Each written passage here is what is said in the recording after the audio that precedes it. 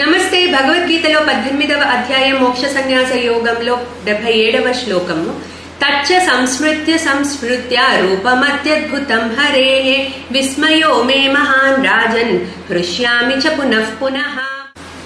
So మళ్ళీ చెప్తున్నాడు సంజయుడు, రాజన్, మహాన్ రాజన్ అంటే ధృతరాష్ట్ర మహారాజా, నేను నిందాక సంవాదం గురించి చెప్పాడు ముందు శ్లోకంలో. ఇప్పుడు రూపం అంటే శ్రీకృష్ణ పరమాత్మ చూపించిన ఆయన ఈశ్వర సంబంధమైన విశ్వరూపం గురించి చెప్తున్నాడు. ఆ విశ్వరూపాన్ని చూశాడు ఈయన.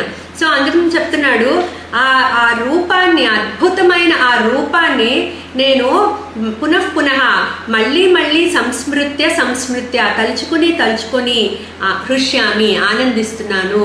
సో ఇప్పుడు ఇక్కడ సంజయుడు ధృతరాష్ట్రకి 2 శ్లోకాల్లో చెప్తున్నాడు, తాను చూసిన విన్న సంవాదము, చూసిన విశ్వరూపము, ఆ సీన్ అంతా కూడా నేను మళ్ళీ మళ్ళీ తలుచుకొని ఆనందిస్తున్నాను.